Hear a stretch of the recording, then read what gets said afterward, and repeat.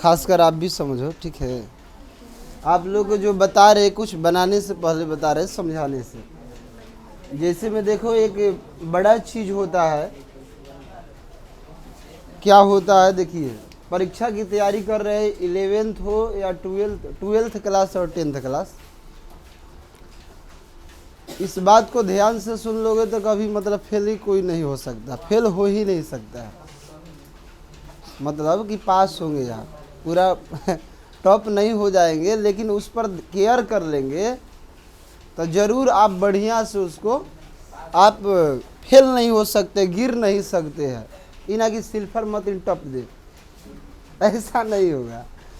क्या है देखिए, एक परीक्षा में क्या होता है, एक सरकार ने जो पटना बोर्ड है या हर स्टेट का जो बोर्ड है, अपने सब्जेक्ट में पूरे एक रखता है जिसको हम लोग बोलते हैं क्रॉस। क्या बोलते हैं? क्रॉस रखता है वो। आप समझेंगे आज की क्रॉस क्या है। इससे एक छोटी सी इसका जीता जागता एग्जाम्पल दे रहे, क्रॉस के बारे में समझा रहे। क्रॉस लग जाता है नहीं, जिसको क्रॉस भी लोग बोलते हैं। क्या होता है, जैसे मान लीजिए एक नाव है, पानी में जा रही है, उस पर 10 लोग बैठे हुए हैं। कहाँ? नाव में कितने लोग बैठे हुए हैं? नदी में 10 लोग। और एक नाव चलाने वाला जो आदमी है, 10 लोग को बैठा के ले जा रहा है। वो काला जानता है नाव चलाने का, बाकी लोग जानते। अब वो आदमी जाकर बीच में पूरा बीमार हो गया, मानो जैसे कि उनका अपेंडिक्स हो गया, चाहे कुछ हो गया, अचानक वो बहुत बीमार हो गया। अब बताइए कि नाव जाएगी? कहेगा दूसरा चला देगा। अरे दूसरा जन्मे नहीं करता, वो तो बेचारा मनौती भखौटी उतारने गया है तो वो चला पाएगा? नाव कहाँ रहेगी? अब उस घाट पर ले जाने में वो फेल होगा। अब उसके दूसरे नाव पर ट्रांसफ़र करना पड़ेगा, तो लोग को बचाया जाएगा किसी तरह, लेकिन वो जाएगा उस नाव से, अब दोबारा करना पड़ेगा। उसी प्रकार देखिए क्रॉस है। अब बताइए कि उसमें एक आदमी के चलते वो 10 आदमी नहीं गए, बात समझिए। उसी तरह आपके पास 6 विषय है। कितने विषय है? उसमें इंग्लिश को हटा दीजिए तो कितना बचा? 5 में अगर कोई एगो बीमार हो जाए, यानी वही नाव चलाने मत बीमार हो जाए अचानक, माने उसकी बहुत कम आ जाए वैल्यू, एक मतलब कि बताओ कि वो 4 को बेचारा स्वस्थ है, एकदम हेल्थ है, लेकिन क्या वो जा पाएगा? इसी को क्रॉस कहते हैं। आप कहेंगे हाँ हम तो 4 को विषय बहुत बढ़िया से जानते थे, ये कैसे हो गया? तो कोई कर सकता है, ज़्यादातर मैथ ही नाव चलाने का काम करता है। ऐसे तो लड़कियों सबको ज़्यादा देखा जाता है मैथे में, ऐसे सबको नहीं कह रहे हैं, उनको मैथे में क्रॉस लग जाता। बाकी विषय में 60 लाए हैं, 65 लाए, 75 लाए, 80, कितना अच्छा नंबर लाया। अब पता चला बेचारा एक बीमार हो गया, उसमें 4 को लेकर डुबा दिया। इसी को क्रॉस कहा जाता है। ये नहीं कि आप और विषय में अच्छे या किसी में हो गए तो वो आपको सब बर्बाद कर देगा। अब समझ गए ना?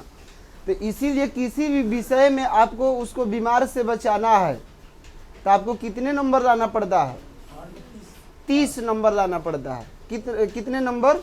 आपको परीक्षा को उत्तीर्ण करना है, पास होना है, तो उसके लिए आपको 30 नंबर चाहिए, 30 नंबर, 100 में 30।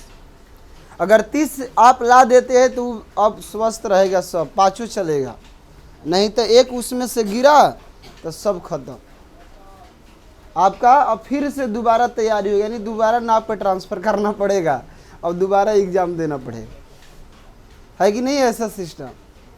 अब देखिए इस पास होने के लिए, जैसे मैं वह कल बोल रहे थे, अच्छा बात लगा हमें। पास मैथे में मान लीजिए बहुत लोग का डर है, जो लास्ट में भी कोचिंग पकड़े हैं, आपको डर है, मैथ में डर है ज़्यादा, बहुत बच्चे का भी डर रहता है, क्योंकि मैथ एक ऐसा विषय है कि कतनो डंडा से या छड़ी से पीट दिया जाए और कहा जाए कि यादें करके आओ, और काल दूसरा कोई आके 3 के जगह पे 6 कर देंगे, तो बताइए नहीं, इसमें नियम समझना पड़ता है, उसका प्रोसेस समझना पड़ता है, थ्योरी समझना पड़ता है। तो जैसे में आपको 30 नंबर लाना है तो पूरा मैथ पढ़ना जरूरी नहीं है, ये पूरे मैथ आप लोग जिसको शौक है कि हम केवल पास आ जाए, हम बीमार ना हो उस नाव की तरह, जिससे क्रॉस का हम समझाए ना, एक कहानी के माध्यम से बताए कि क्रॉस किससे कहते हैं। सब अच्छा रहते हुए भी एक बर्बाद कर देगा आपको, फिर दूसरे साल पढ़ना पड़ जाएगा। लेकिन उसमें कम भी हो, लेकिन वह थोड़ा स्वस्थ रहे, 30 आ जाए तो सब उसके चक्कर में पार हो जाएगा। बात है ना। तो ये पूरे मैथ को पढ़ना कोई ज़रूरी नहीं है, जिसको पास लाना। क्यों नहीं पढ़ना जरूरी है भाई? क्योंकि 30 नंबर तो चाहिए। कितने नंबर चाहिए? आप जानते हैं कि केवल एक पाठ पढ़कर 30 नंबर ला दोगे। एक पाठ कहोगे ऐसा तो कोई ऐसा पाठ नहीं है, सब पाठ तो 20 से कोई ज़्यादा नहीं है, लेकिन आप 30 नंबर ला देंगे। जिससे आप ज्यामिति ही पढ़ रहे हो 6 पाठ, तो 6 पाठ से करीबन आपके 30-40 नंबर के क्वेश्चन आ रहे हैं। तो यही कैसे? क्योंकि अब डबल कर दिया हर चीज़ को, मतलब उसमें आपको छोड़ने को दे रहा कि आप 30 प्रश्नों में से 15 प्रश्नों को बनाइए। तो उसमें ज्यामिति का भी तो ढेर क्वेश्चन है, तो आप ज्यामिति ही बहुत बढ़िया से, इसीलिए हम बार बार बोलते हैं कि कोई भी चीज़ पढ़ो तो पूरा परफेक्ट कॉन्सेप्ट हो, ताकि उसमें उतना में उतना बनाने की क्या रखिए, क्षमता रखिए। मान लीजिए आपके पास 15 को टोटल पार्ट है, कोई एक पार्ट को खूब बेहतर तरीका से पढ़ा, रिवीजिंग अच्छा से किया, इतना कर लिया कि वो अपने आप पर उसको कॉन्फिडेंट है, एकदम आत्मविश्वास है कि इससे हमारा प्रश्न छूटेगा, या कोई मान लीजिए एक हो गया तो हो गया, लेकिन छूटेगा नहीं। तो बताइए कि उसमें 30 से 40 नंबर के प्रश्न है, तो बताइए वही पार्ट से पूरे प्रश्न को हल कर देंगे आप, बाकी प्रश्नों को छोड़ देंगे, क्योंकि 15 को बनाना है, 15 को छोड़ना है। तो 15 को आप दूसरे चैप्टर को छोड़ देंगे, उस चैप्टर को बना देंगे। तो बताइए पास हुए कि नहीं हुए? तो आप तो यहाँ तो मान लीजिए कि 15 के चक्कर में पड़े हैं, तो अच्छी बात है, लेकिन 15 अच्छा होना चाहिए। अगर नहीं अच्छा है तो किसी एक को अच्छा करो, नहीं तो वही नाव की कहानी हो जाएगी। या मान लीजिए त्रिकोणमिति भी पढ़कर आप पास हो जाएंगे केवल। आज के डेट में त्रिकोणमिति करीबन 30 नंबर से भी ज़्यादा आ रहा है, ऐसे 20 नंबर का उसकी वैल्यू है। लेकिन अब क्या हो रहा है कि क्वेश्चन उस पर जो बिहार बोर्ड है ज़्यादा दे रहा है, और बोल भी रहा है कि इन प्रश्नों में से सबको मत बनाइए, आए आपके जन उसी को बना दीजिएगा, सबको छोड़ दीजिएगा। तो बताइए वह त्रिकोणमिति आपको पास करा दिया। लेकिन यहाँ पर अब प्रश्न बनता, क्या आप उस पाठ को खूब बढ़िया तरीका से पढ़े? अगर नहीं भी पढ़े तो अभी भी आपका 100 दिन बाकी है। किसी एक चैप्टर को जिसका मार्क्स ज़्यादा है, उसको बढ़िया से एकदम regular model paper question bank से, या जो पढ़ाया गया फेयर कॉपी से प्रैक्टिस कीजिए। इतना उसकी ज़बरदस्त तैयारी कीजिए कि वह आपका कोई भी क्वेश्चन छूटे नहीं। बात है कि नहीं? या 1 से 5 पाठ तक आप बढ़िया से पढ़ लीजिए, 1 पाठ, 2 पाठ, 3 पाठ, 4 और 5, तो यह और बढ़िया से आप इससे भी ज़्यादा करीबन 40 नंबर तक अंक ला सकते हैं।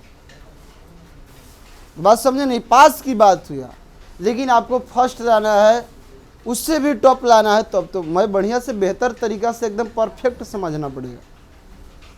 लेकिन ये आपको बचा देगा किसी भी विषय में।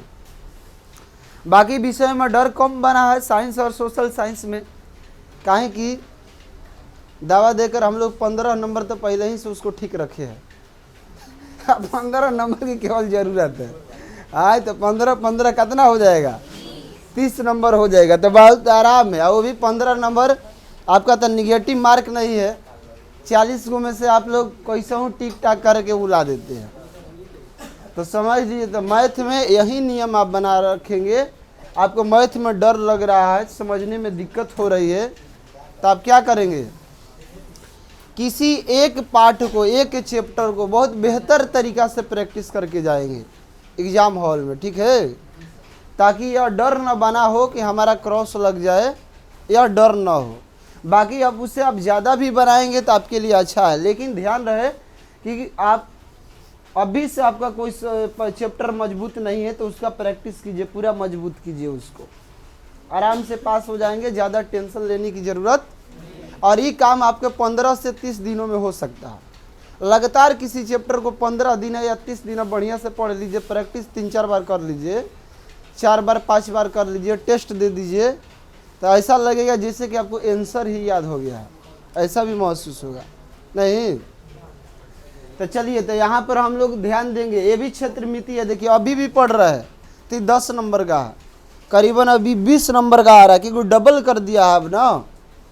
तो ये 10 नंबर के है तो समझो अब 20 नंबर हो गया, 15 नंबर हो गया। फिर अभी संख्या की बचा हुआ 10 नंबर का, तो अभी 2 पार्ट पढ़ लोगे, 10 और कितना 13 और 14। जो 13 14 बच्चा अच्छा से पढ़ लेंगे तो इसी से पास हो जाएंगे 30 नंबर। अब बशर्ते है कि आप कितना उसमें बढ़िया से पढ़ रहे, प्रैक्टिस कर रहे, यह जरूरी है।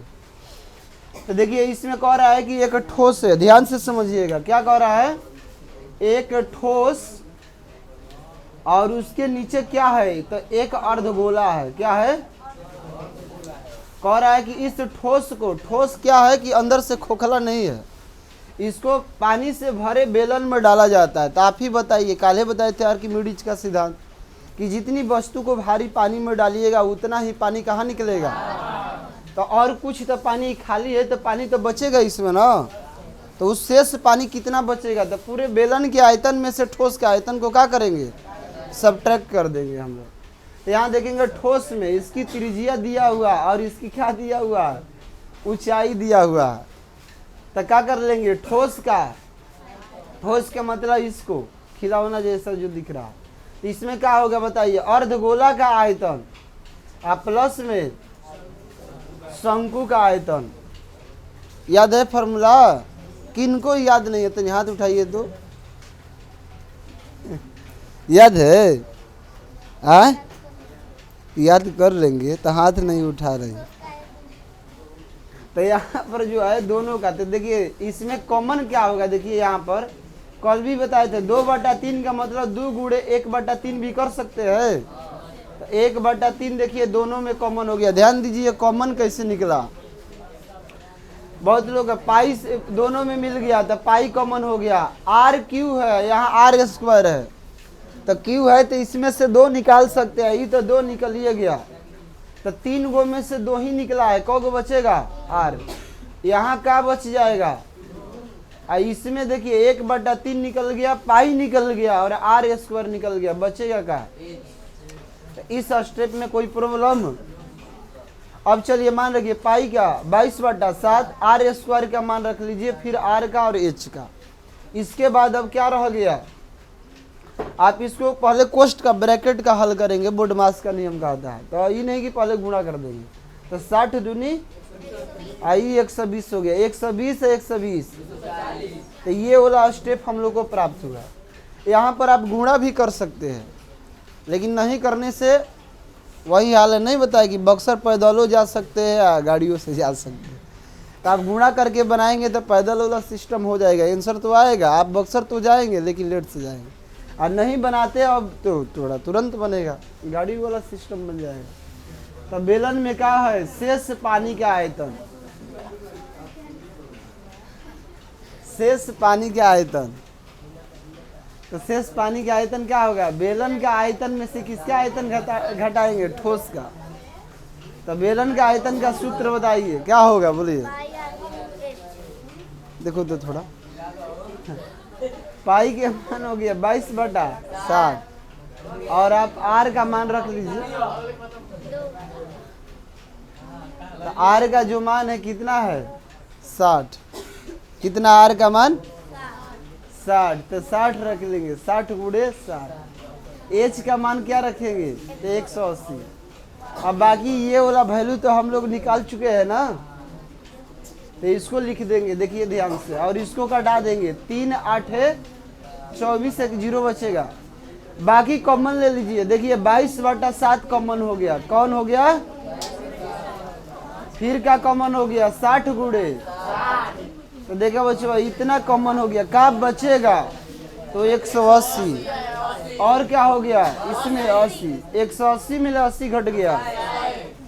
अब सबके नीचे कुछ नहीं तो क्या है 1, ऊपर ऊपर गुणा कर दीजिए, नीचे 7 में 1 से कीजिए 7 अंत में भागा कर देंगे, तो ये आंसर हम लोग को। तो आप इस क्वेश्चन को उम्मीद की